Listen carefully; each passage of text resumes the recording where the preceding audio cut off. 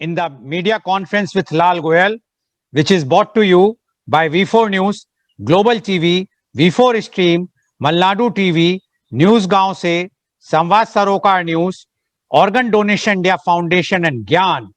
Our endeavor is to enlighten you about the current topics. But today, our topic is a very important topic, and that is art and culture, India's key to soft power. And to discuss about the soft power, we have a very elite, experienced, knowledgeable panel today. I would like to invite my first guest, and he is Dr. C.V. Anand Bose, IAS. Dr. Bose is one-man expert commission on labor to prepare an action plan for the welfare and development of the workforce in the context of COVID-19. He was former head of disaster management, Government of India, and Central Draft Relief Commissioner, Government of India. He is also the principal advisor, Government of India Heritage Project. He is the chairman of Indian Red Cross, Kerala. He was the vice chancellor of National Museum, University of Delhi. He has authored 40 books in English, Malayalam, and Hindi, including novels, short stories, and essays. 4 of his books have become bestsellers. 4 books on Vastu and architecture and 1 book on housing received prestigious the Sharjah International Book Fair Award. Dr. Bose is an housing expert, innovator, writer, orator, and visionary.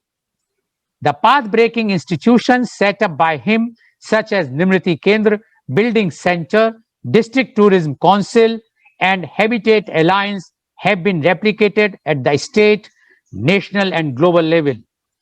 He was the head of prestigious Supreme Court Committee on the Treasures of Sri Padmabhaswamy Temple.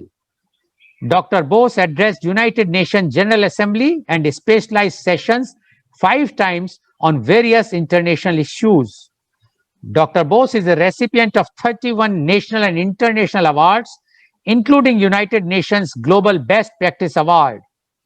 He also received prestigious Jawaharlal Nehru Fellowship. Kerala government termed him Lord of Ideas.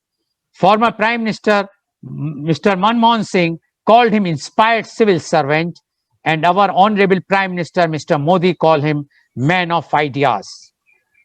I would like to invite Dr. C.V. Anand Bose to give his views about the art and culture, India's key to soft power. Dr. C.V. Anand Bose, please. Thank you, Mr. Goyal. I think coincidentally, you have chosen the right day to discuss this topic. Karwa Chauth is the best manifestation of women using their soft power to tame the husbands. What is soft power after all?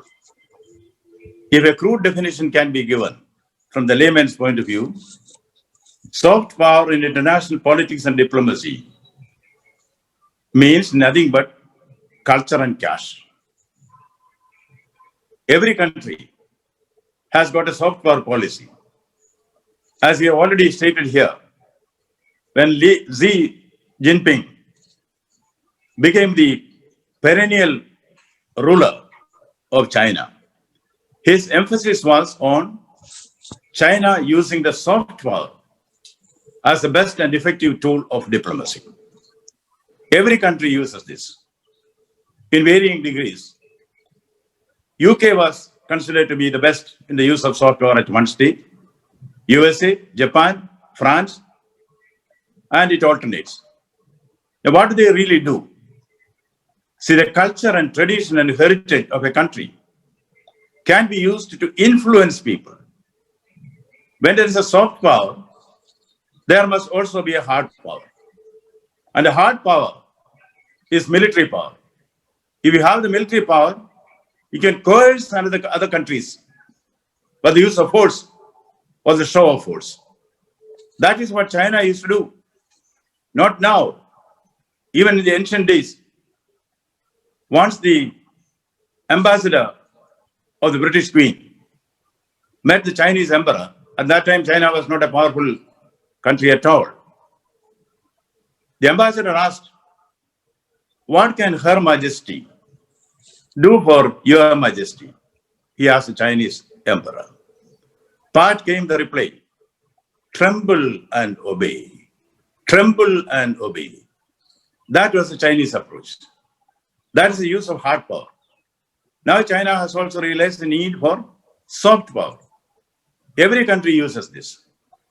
In fact, this is used for and against a country. For instance, there is something called a framing policy. I think Mr. Hari, who is a very senior IPS officer with a lot of years spent in the IB, he will know it better than me. So I leave it to him.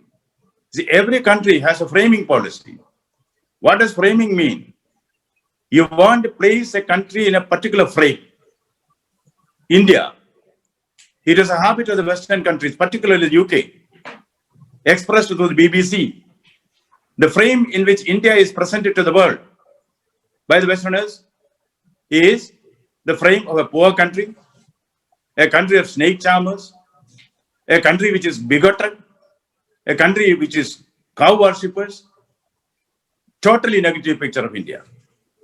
And now, when the head of state or the head of government, that is the president and the prime minister, visits India, they will see that the retinue consists of only those media men who are tutored about the frame in which India is to be shown.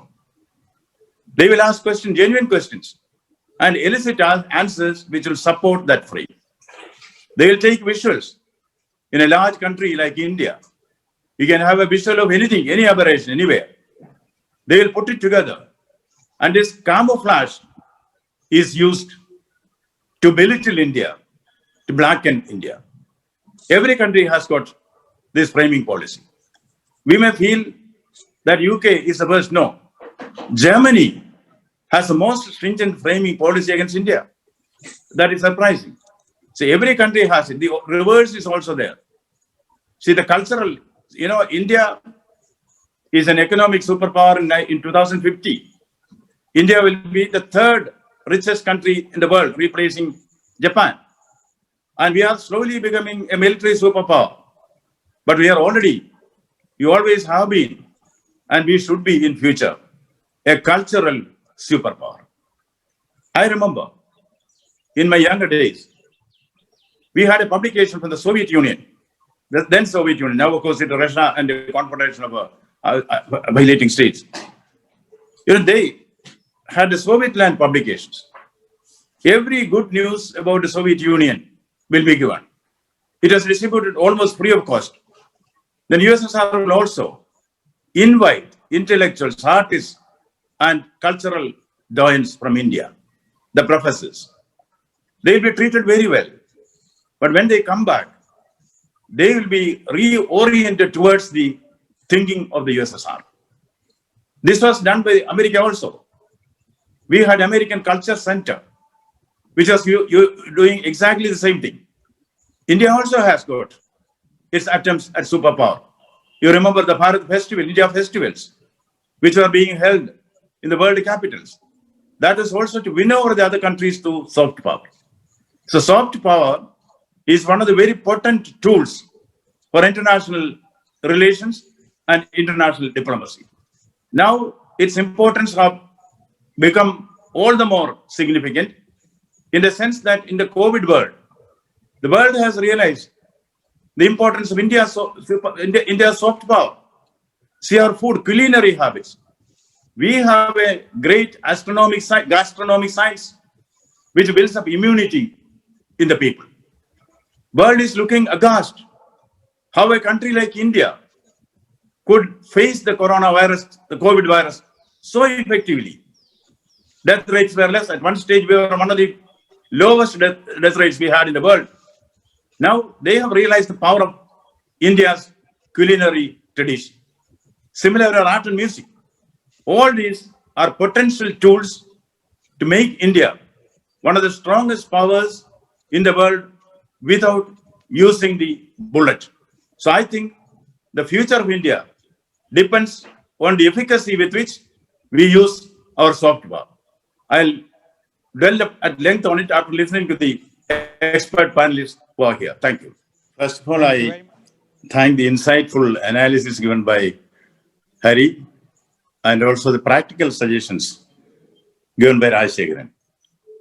As a representative of government in the one-man commission, there is an attempt to give a package of recommendations to government on how to improve the soft power of the country, how to identify, nurture, promote and propagate India's art, culture and heritage. There are 40 odd suggestions which are given in this report. I'll reel out a few of them here for want of time, give a gist of that, which more or less supports what Rajshekharan has been saying here. Of course, in different words, but the theme is the same. Now, there is a philosophy which Hari has also been pointing out. There is a philosophy which governs our vision of governance. And that philosophy is based on certain principles. Bahujan Hitaya, Bahujan Sukhaya. And in this, all the kings of India have been putting a lot of storage by its soft power. For instance, Vikramaditya is now remembered, not because the number of files which he has signed or the number of wars which he has fought. Vikramaditya is remembered because he patronized art and literature. I still remember, correct me if I am wrong, the 9 jewels, Thanandiri Shabanaha Amarasimha Shanku, Vedala Patta Kadakarpara Kalidasa, Khado, Varagamihiru, Nirabado Samaya, Ratnani, Vaireruji, Tava, Vikramasya. We remember Vikramaditya because of this patronage of art and literature. Every wise ruler has done this. Take, for instance, Solomon. He himself was a scholar. And Augustus, the golden period of literature in any language, is even now called as the Augustan age, because Emperor Augustus gave importance to encourage arts and artists and cultural leaders. Even in England, the time of Queen Elizabeth I, that is Shakespeare's time, that is known as the Elizabethan period in English literature, but even now, that period is also known as the Augustan period.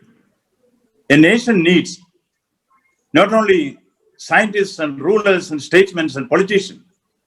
A nation can be respected only on the basis of its contributions to art and culture. We cannot think of an England. When we speak of England, we are not thinking of the English East India Company. We think of Shakespeare. We cannot think of England without Shakespeare or Milton, and of India without Vyasa or Kalidasa. And about Greece, yes, Socrates and Aristotle.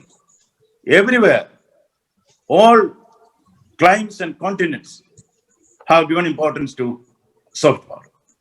I am not ignoring the fact that Plato had expelled poets from his republic because he found that poets have no, there is no use for poets. That's a different story.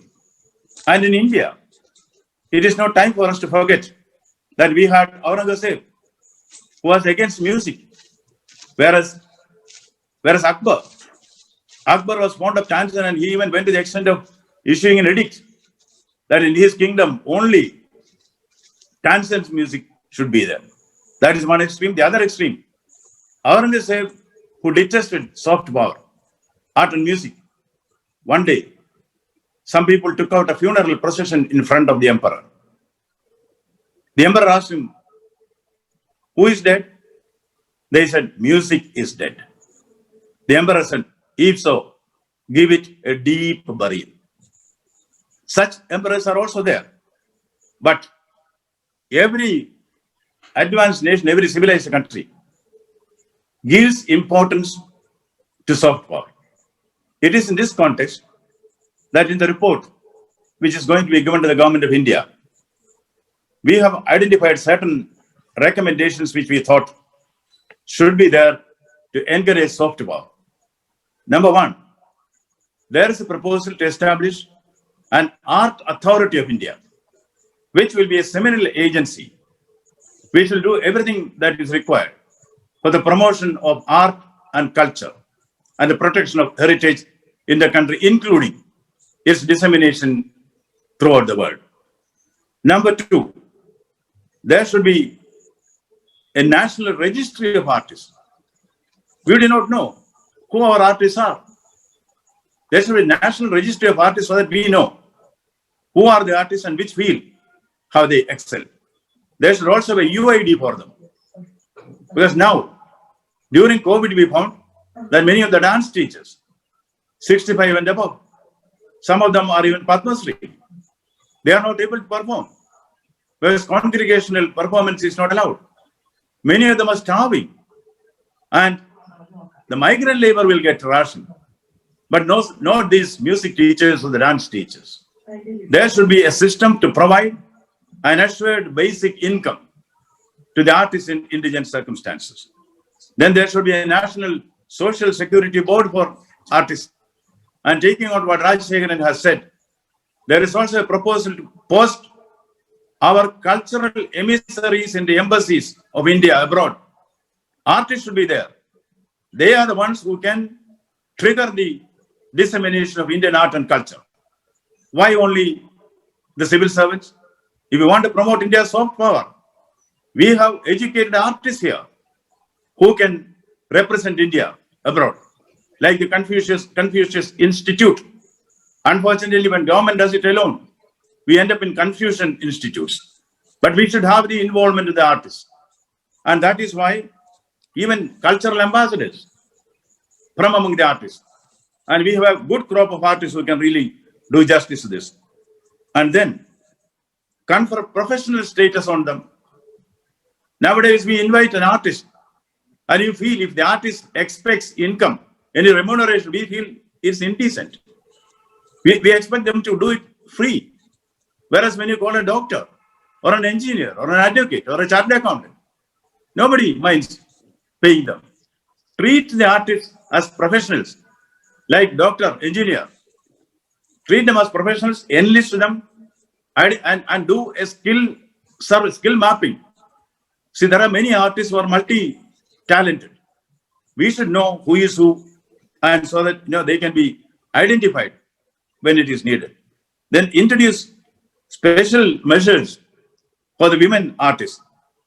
Introduce a centrally sponsored scheme for the supply of tools and equipment and accessories which are needed by the artists.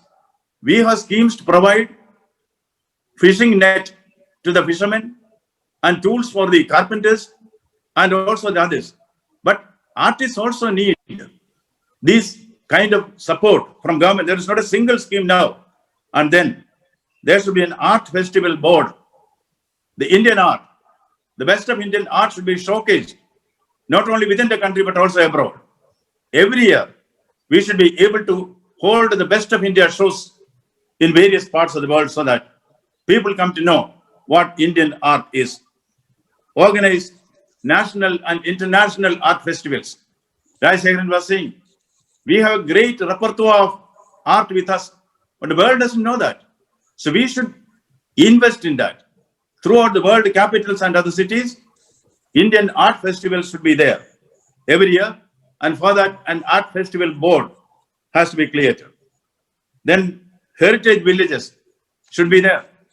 If anybody comes to India, in all the states and union territories, there should be live art villages where the various art forms are exhibited, practiced. People can come, interact with the artists, learn there, and also take their wares. And as Rajshekharan said, there should be an e-commerce platform to sell Indian art to the world. Certain features of Indian culture like yoga and meditation has really clicked. As he said, I was in Manhattan, of course, during the last election, I think related to the election.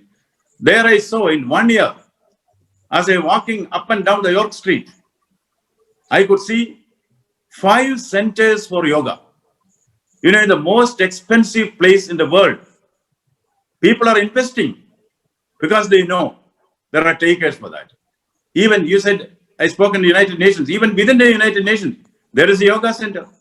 So India's soft power is respected, people want it. But we should be able to market it. We should be able to take it outside the realms of our nation and make it global. India should go global with its soft power. There are, of course, 40 or 45 recommendations like this, which covers various aspects of art and how to take Indian art to the global scenario.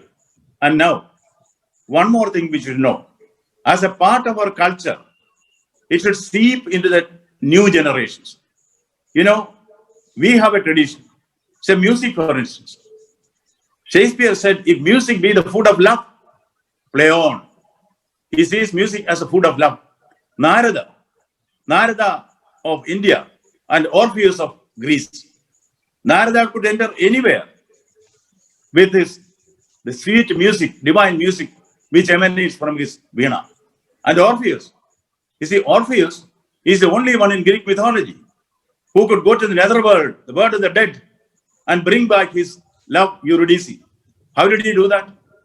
He goes to Hades, the gate of Hades is guarded by this ferocious dog, Cerberus. Cerberus fell for Orpheus' music. And he could enter the Hades, get back his lady love. Of course, he could not come back. That is another story. Similarly, we have a tradition. Every nation has a tradition of honoring its soft power. It's not a new concept at all. It has always been there. And therefore, it is up to us to see that we put all efforts together in taking India abroad. Taking India abroad through art and literature. Now, to conclude, there is a story from the forest. There is a tiny creature called Angula. Angula is also the name of a minor micro measurement, Angula. He will measure all creatures in the forest. But his ego is very high. He will do value judgments on the tiger. See, your length is only this, your width is only this. One day, he measured the nightingale and ridiculed her. You are only 2 angulas long and 1 angula broad. She was offended. The nightingale, like Keats's nightingale, started singing in full-throated ease. Everything animate and inanimate came standstill. After the divine music of nightingale, she proudly asked Angula, if he can measure music, do it. That is the power of music. That is why it is said, Dryden says that the world was born from music. In the song for St. Cecilia's Day, which begins from harmony, from heavenly harmony, this universal frame began. Music is a progenitor of the universe. Therefore, let us go back to the tradition and realize that the post-COVID world also, the brave new world which is going to come, art and literature, music and dance, painting and sculpture, in fact, the sum total of what we call soft power is going to be the power of the future. Thank you.